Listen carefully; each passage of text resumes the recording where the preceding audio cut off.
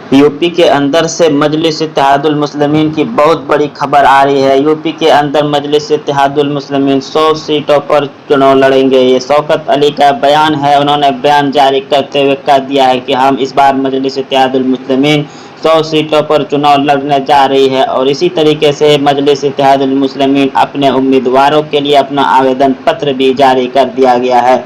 उम्मीदवारों को सबसे पहले एक कॉन्ट्रैक्ट पर साइन करना होगा और उसके बाद ही वो फॉर्म भर सकते हैं। तो जब शौकत अली से बात किया गया तो उन्होंने बताया कि हम उत्तर प्रदेश में 25% सीटों पर अपने उम्मीदवार उतारने जा रहे हैं। मजलिस इत्तेहादुल मुस्लिमीन ने एक आवेदन भी जारी कर दिया है जो कि वो सारे लोगों के लिए और कोई भी इस आवेदन को भर सकते हैं, लेकिन उससे पहले एक कॉन्ट्रैक्ट है, उस कॉन्ट्रैक्ट पे साइन करना होगा और साइन करने के बाद आप उम्मीदवारी फॉर्म भर सकते हैं।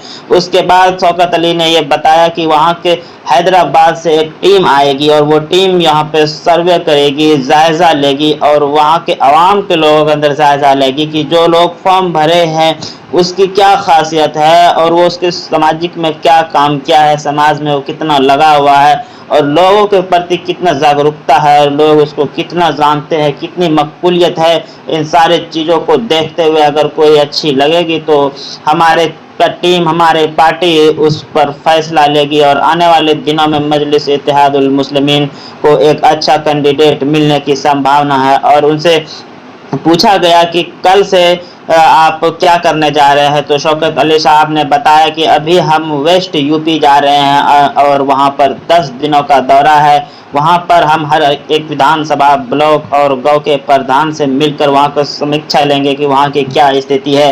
और खास तौर के शौकत अली ने यह भी बताया कि हम जो है पूरे 100 सीटों की विधानसभा को हम जो है आइडेंटिफाई कर दिए हैं कि हमको कहां से चुनाव लड़ना है। बस उन 100 सीटों पर कड़ी मेहनत के साथ करने की कोशिश है। और बता दे चलो कि आपको मजलिस इत्तेहादुल मुस्लिमीन जो कि है अलायंस भी कर चुके हैं और उसके साथ भी अभी चुनाव लड़ने की संभावना में है। उसी तरीके से मजलिस इत्तेहादुल मुस्लिमीन से इस सवाल पे शौकत अली से पूछा गया कि आपको मुस्लिम वोट क्यों मिले, तो उन्होंने जवाब बड़ी अच्छे अंदाज में दिया था कि जब भारत की आज़ादी हुई थी तो उस समय भी मुस्लिम पार्टियां थी, लेकिन उन समय मुसलमानों ने यह कहा कि हम कोई सियासी पार्टी अभी नहीं बनाएंगे और सियासी पार्टी पे काम नहीं करेंगे, हम कांग्रेस को ही सियासी पार्टी मानेंगे और इसी पे अपनी राजनीति करेंगे। और लगातार 50 साल तक वो मुसलमान उस कांग्रेस को अपनी पार्टी समझती रही, लेकिन जिस तरीके से पूरे देश में घटना हो रही है,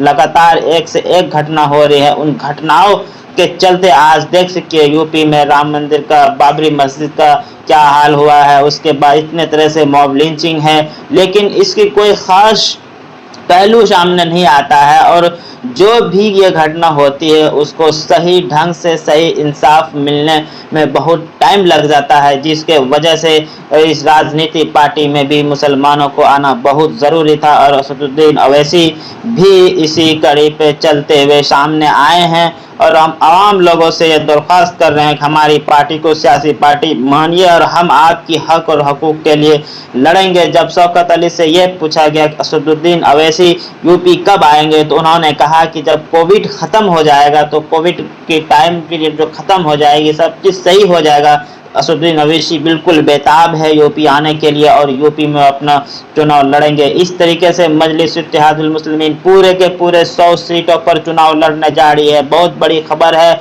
और उन्होंने उम्मीदवारी लिस्ट भी जारी कर दिया है, उम्मीदवार की फॉर्म भी जारी कर दिया है, लेकिन फॉर्म भरने से पहले कॉन्ट्रैक्ट भी साइन करना होगा, जिसके बाद जितनी भी उम्मीदवार वहां पे उसको फॉर्म भरेंगे, सारे उम्मीदवारों को आवेदन को एक्सेप्ट किया जाएगा। उस आवेदन पे